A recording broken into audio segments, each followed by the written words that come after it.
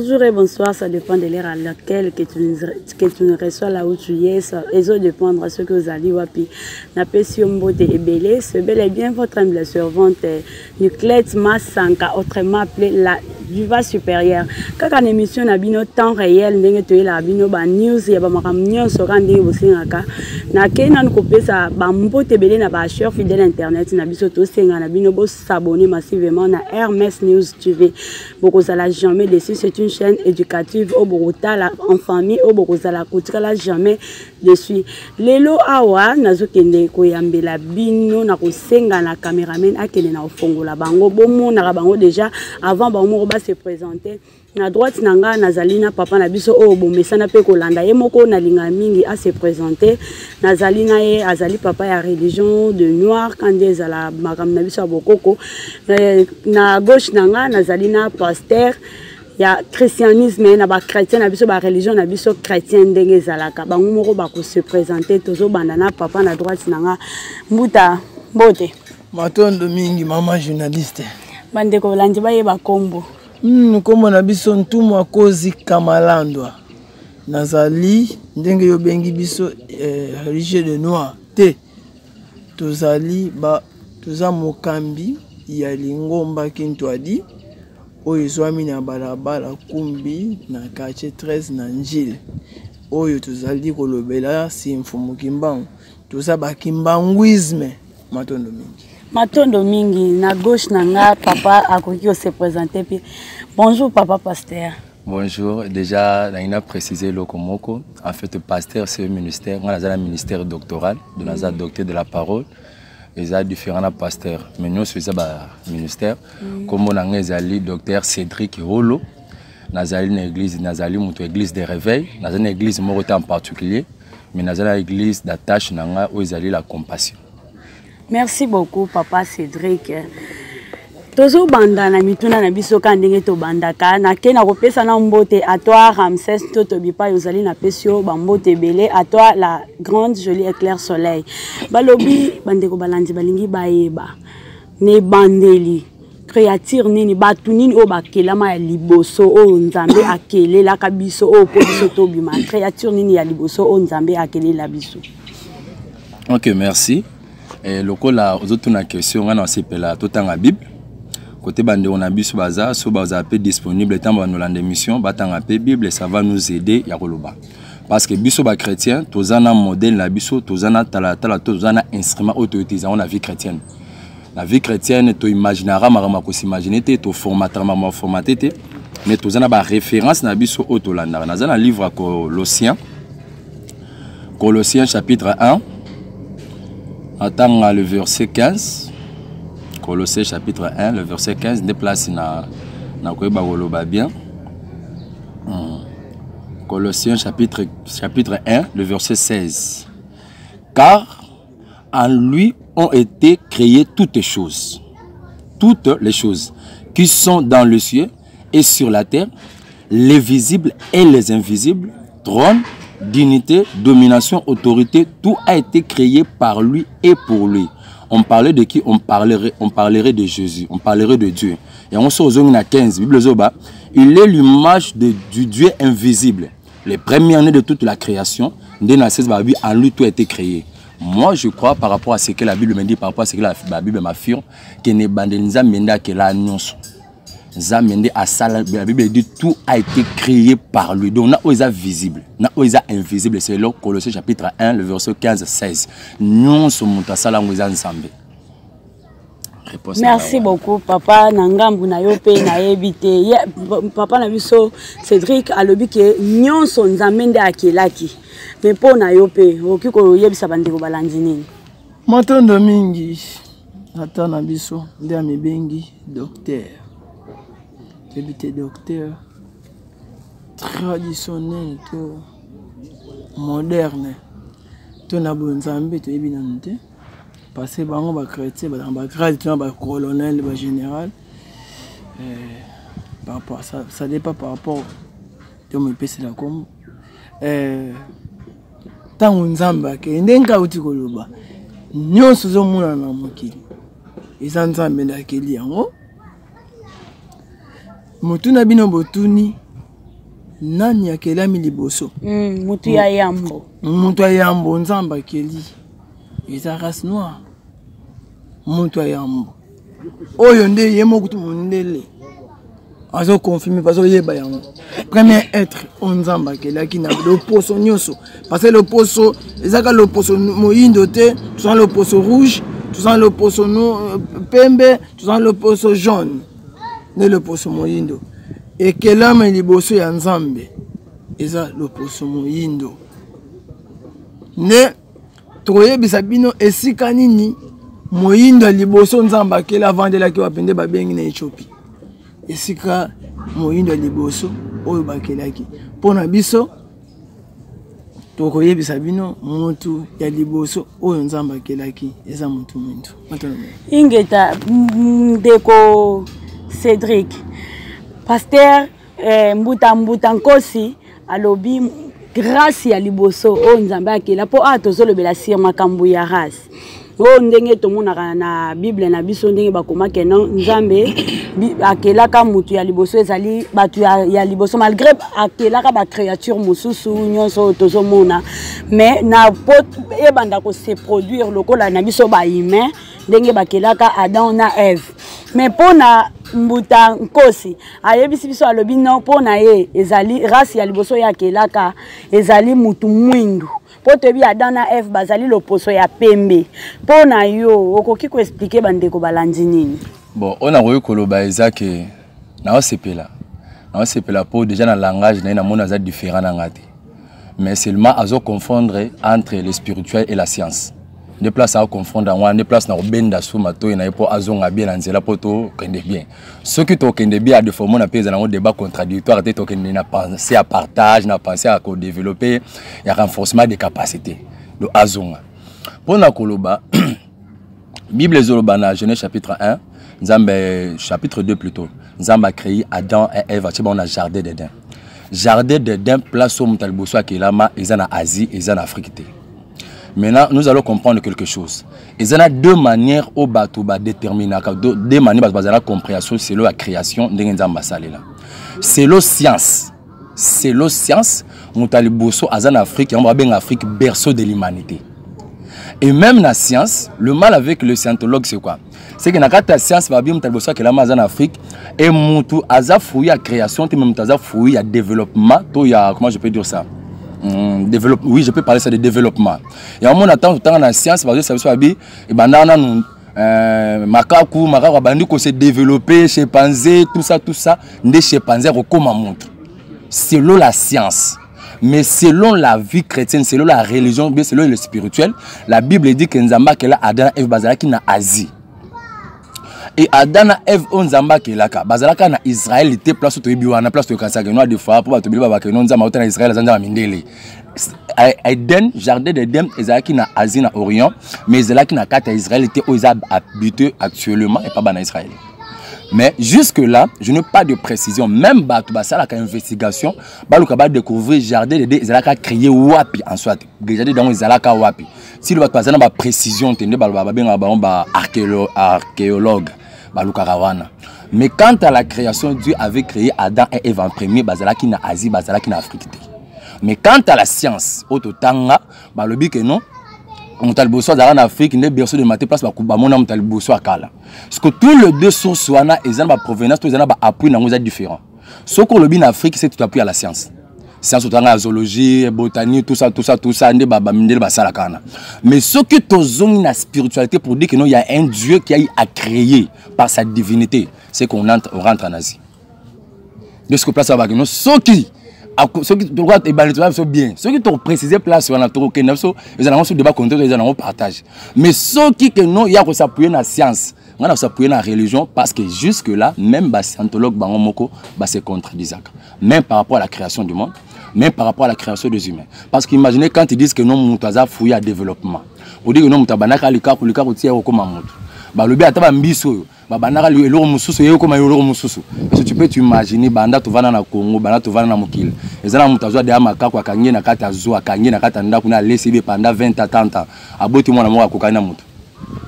c'est que so totali papa Cédric ezali comme si oh bango bazolo ba ezali genre ya science soki bango ba lobi que non que bandaka na aza moyindo et bandaka na Éthiopie c'est que ça par rapport à la science. Par rapport à la science autant en école le berceau de l'humanité c'est l'Afrique ou on est par rapport à la science. Mais sur le tangi Bible, la Bible quand on parle de la religion, il y a des choses comment je peux dire ça. Oh ezala kabamo ba scientolo bazala contredire. Et pourquoi ils font ça? Parce que la plupart hommes de science bazala contre la religion. Oui, to landi siko papa mbutanko si yo pe na ngambu na yo lobini. Eloko esanga pasi namona amuta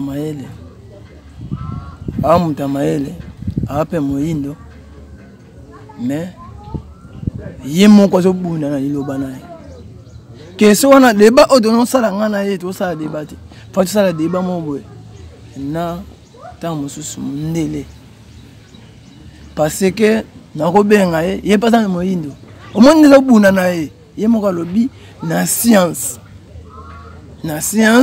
batangisi biso Afrique grande puissance parce que berceau de l'humanité parce que esika oyo bamonaki mokuwa ya yambo scientifique atambolaki adécouvrir bamikuwa nyonso na mokili ake na Asie atali mokuwa ya bayeba kufa kala atali nde ntango aye na Afrique aye kodécouvrir mukuwa ancien mikuwa nyonso eko découvrir yango ya mutu akufa kala liboso ya mikuwa nyonso ya na mikuwa nyonso ayeko découvrir yango pa yo moyindo katala ye moyindo so bunda na maloba na ye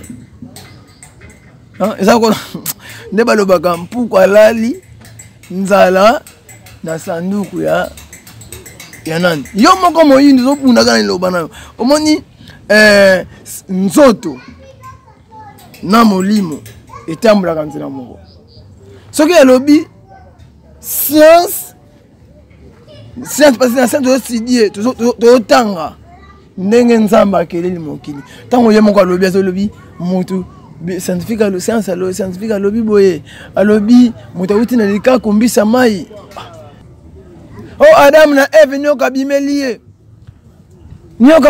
ye aye kokosa Adam nde nzambe apesi ye etumbu angulumaka ye pase ate yango bana nzambe na ye ate yango sikoyo ezalaka nyoka te sikoyo etumbu sikoyo akobetanga mpe masolo lelo tokutani na ye abetanga mpe masolo lelo nyoka liboso azalaka na makolo apesanga foto ya makolo ya nyoka mpo avance ya etumbu omonde esika bato wana sikoyo apa science oza confirmation na mukanda azotanga wana mpo nga mukanda wana nandimela yango te eza mukanda oyo eza mukanda te eza bato bakomaki yango fo boyebaka mukanda wana eza mukanda babomi oyo baboma Yesu barome nde basalaki mukanda wana bango soki batya elikia bayebaka mukanda oyo eza lokola moto abomi mama na yo abimi susu alobi te yeka moto akomeli yo nani ayebaka Israel eyaka na bowumbu na bandeko na biso barome nde babomaki Yesu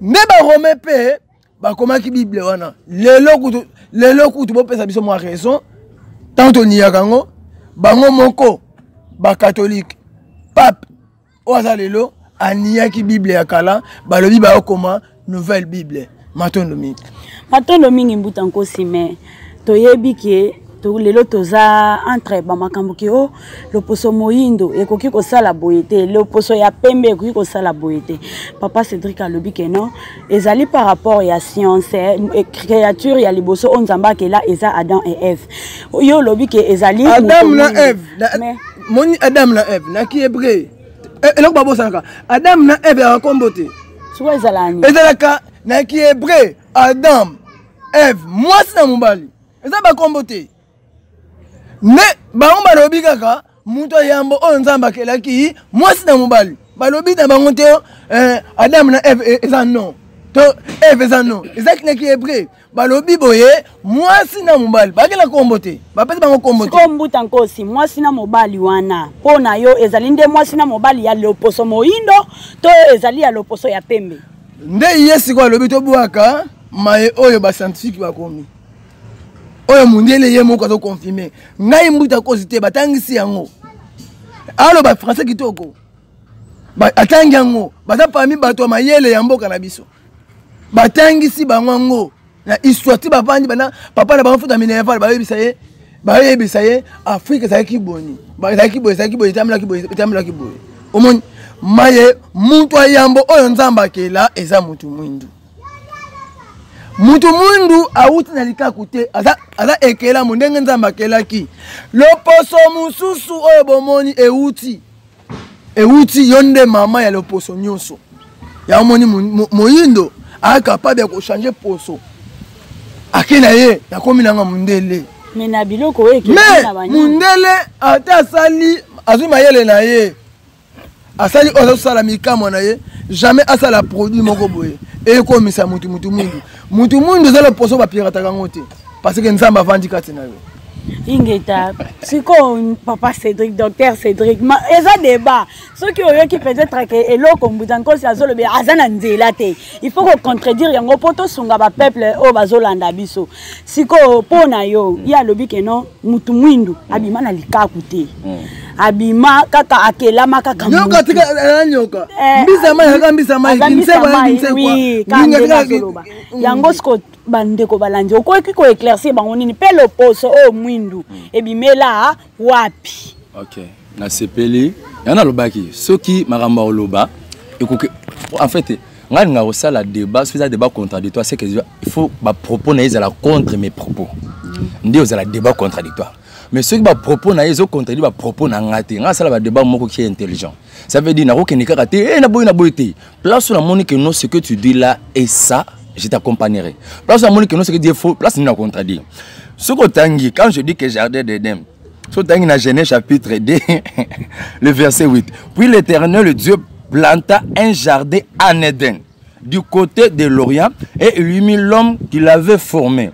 Orient côté Orient et côté occident côté là Orient est en Afrique. Vous comprenez un peu.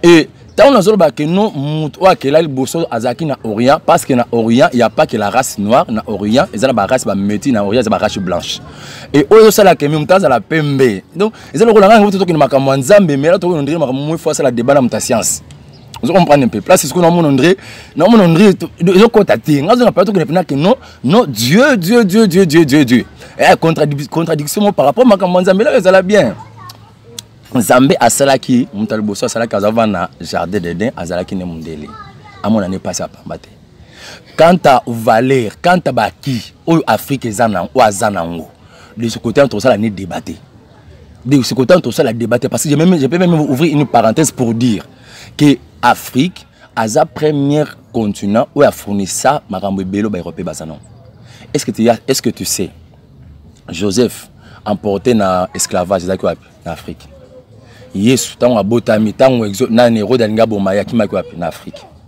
Est-ce que tu sais oh wana nazo peso na yesu ko ba place to repota na tepo to ke na science. So yeba ko manza ngala ko to manga ke no lokolo bi ke no yoza kimbangiste ke no kimbangu nenzambe wana place to ke bien. Mais lokolo zo ke nesko ke no makambo ya création na no so nazo mona place to sala débattre. Non nga to sala. Ngamna na liloba. Ngamna zana liloba. Yango to yebela nzambe. Ngala za liloba. Zela na aider yo na tangisa bien, ngamna na liloba. Na tangisa bien, comprendre bien. C'est que so confondre science na religion au sein de l'autre. Au vivre na kata ya boulou ye na boulou na religion na science et le ko liboso kelama ezani eza science wana réponse na yo parce que toutes les religions et sima nzamba kelino kinini qu'est-ce que tu appelles religion qu'est-ce que toi tu appelles religion ni nous benga religion pour comprendre bien science na religion ni nous benga ensemble oui toutes les religions dans la combat ngam la zaina malo tango zi religion christianisme pour Jésus christianisme ndengo lo pe kimbangisme kwa kimbango bimisi nani religion eyesima kobunga ya batu na mokili batu babungi tango batu babungi ndesima nango ba religion tango nzamba créer mokili na tango nzamba créer mokili ezalaki na religion mon côté o ezalaki o religion songo non pakala ezalaki te o monzo ko na mandeko ba chinois bazana ba bouddhisme est-ce que vous avez un bouddhisme zalaka banana et banela mokili Toyo capé docteur Cédric Ndaza qui n'a maloba na pesa qui peut-être idée ko qui m'a bandé au balandi vraiment ezalika ambiance sur plateau pour comprendre kaka ti to manasuka pour comprendre papa Cédric maloba ezana ngamuna vous comprenez très bien. En fait, on a à comprendre. Parce que beaucoup de gens confondent la religion par rapport aux actes qu'on pose religieux. Ok? Déjà, la religion à soi, c'est un clé de croire en Dieu. Ok? C'est dans le cas de la clé de pratique les habits, ça les les alliés. Sur le Ephésiens chapitre 4, le verset 11, vous allez énumérer les 5 ministères. Voilà, ils ont parenthèse à l'bosso pour poser une question, na font les bien. Nazo kota ce qu'on peut comprendre, nazo ba que nous yeso azanzambe à comprendre pour nanini. Nazo na Jean chapitre 1. Premier verset, Bible zolo baboy. Au commencement était la parole, et la parole était avec Dieu, et la parole était Dieu. OK? La parole est Dieu. Il y a deux choses qu'on énumère là, bien deux personnes, bien deux qualifications, bien comment je peux dire ça? OK, ça viendra. Deux, Dieu et la parole. Na deux, alobi. Elle était au commencement avec Dieu. Toutes choses ont été créées par elle. Et rien de ce qui a été fait n'a été fait sans elle. Elle était la vie. En elle était la vie. Et la vie était la lumière des hommes.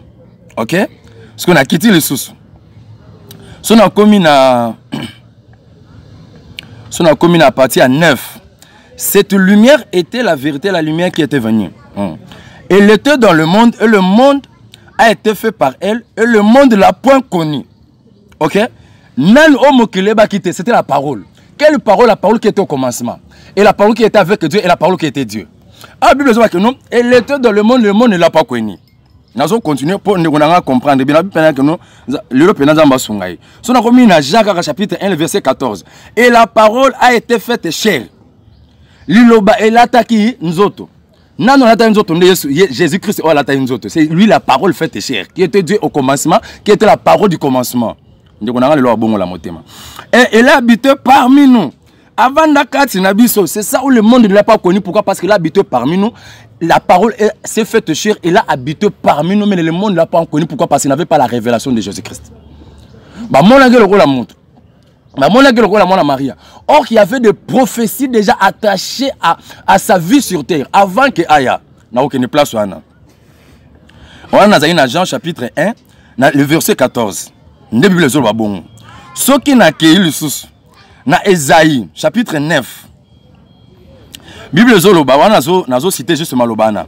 Bible Zoloba que non, un fils nous est donné, un enfant nous est né, un fils nous est donné.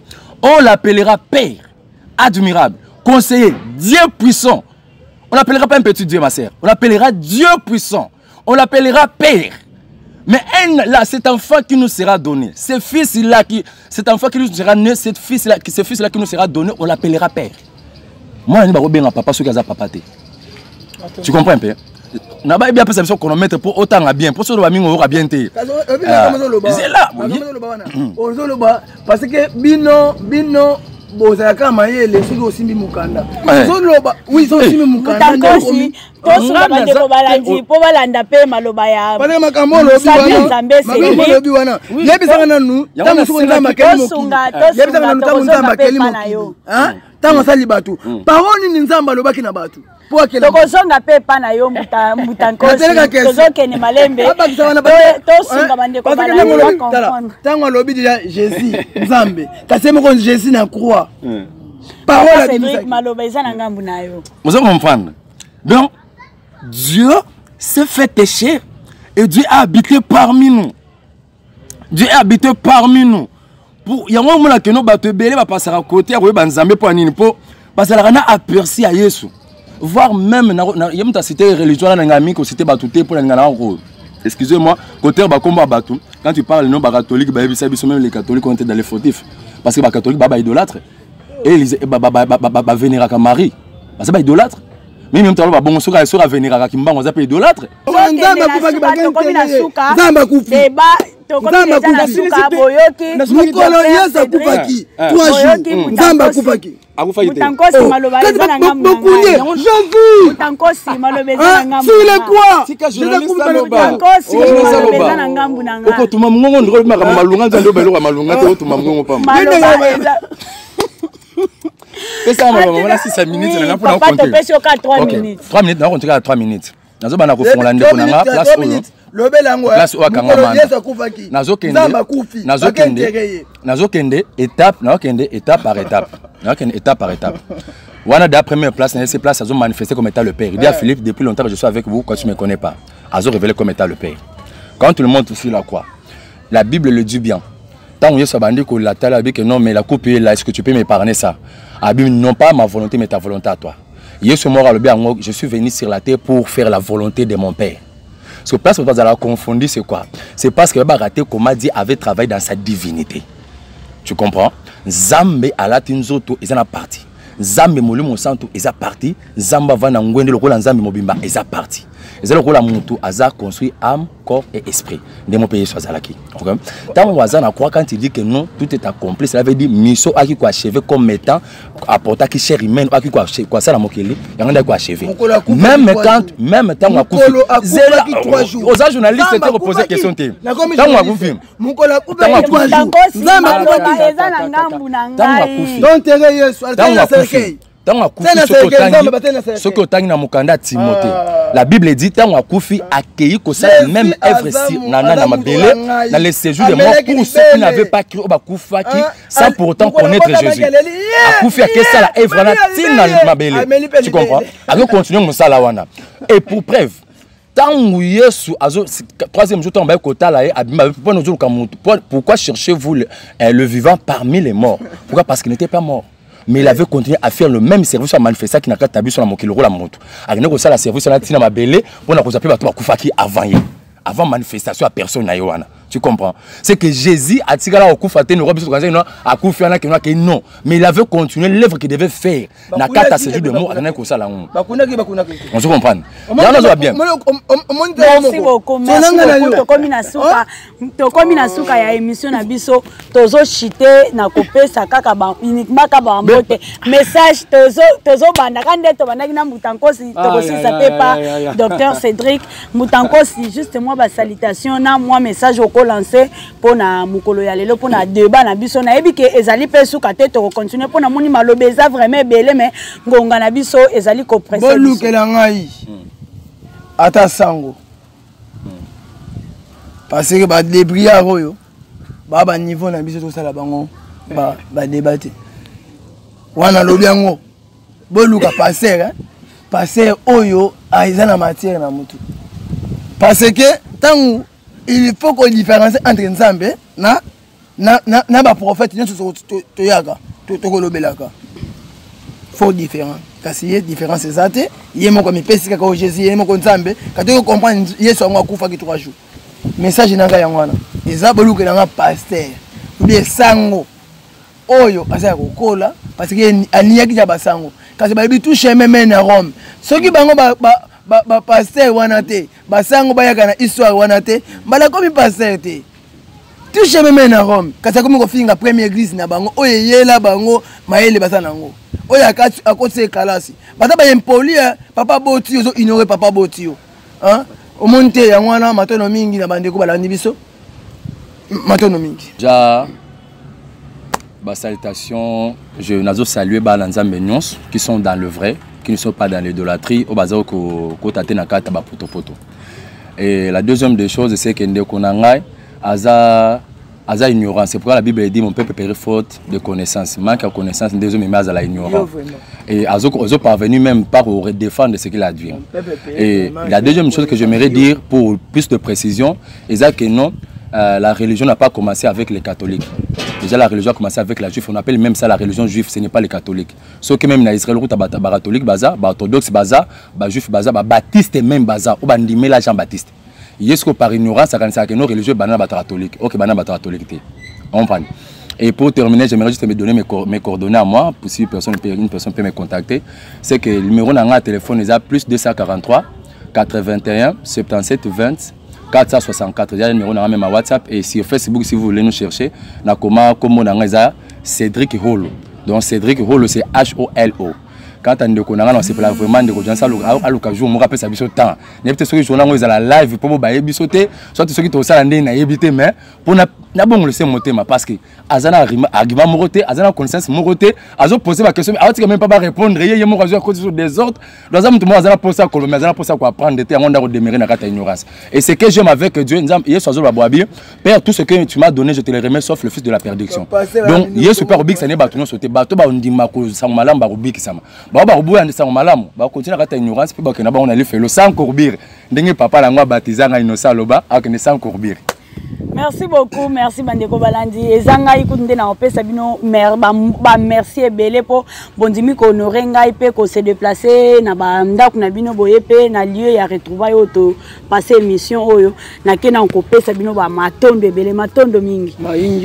Merci beaucoup docteur Cédric. Merci. Quant à moi, na mukolo ya lelo bino moko Bandeko Balandi nazana commentaire kutu moko te po bino moko boyo ki éclaircissement na ngambu ya docteur Cédric na ngambu ya papa na biso ya muta na biso nkosi bino moko boyoki donc apprendre ou à laisser mais oyo akolinga peut-être kokota na kati ya mozindo akolanda biso kaka sur RMS News Télévision pona koyamba bango lisusu pona moni makambo ezali vraiment belé bimi penza te ezali ebele ni na ngambu ya docteur Cédric ni na ngambu ya papa nkosi donc bakei lisusu na ba charge belé o falaki bango babimisa po esunga pe Bandeko Balandi na biso mbala ya sima to kuta na pe lisusu na ke kopesa ba salutation na nga na ba cher abonné na biso to linga bino pe mingi bo continuer ka na s'abonner.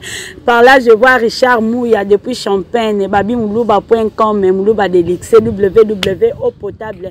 Na pese bambo tebele, na ke kopesa Jansi Kankonde, Fondation Jansi Kankonde, JM, na pesi bino bambo tebele, na pesi pembo te le grand caméraman Loquette, ba tebele ba seka komba Loquette, mais moi j'aime bien l'appeler Loquette. Na pesi pembo tebele, yemo caméraman, yemo ko réalisateur, yemo ko journaliste, donc na ba art nyonso oyo kolukaya azali wana présent, na ke kopesa pe bambo te na joli éclair soleil oiseau fêter pe anniversaire na ye bientôt là, moi na papa mukolo ndenge na mesana ka kobenga ye à la taille à cheval quand ndenge babenga ka atoa Rachel Ngalula à mon code privé Patrick Kangodie bébé Jodela Exordi Marlène Kapinga na pesi bino bambote belé bas chikapa bana membre na bosani bino te na pesi bino bambote belé babi lisusu nani Myriam Mapula babi moi si wana te tiraka na pesi bambote na bina suki ka wana quant à moi je vous dis bye.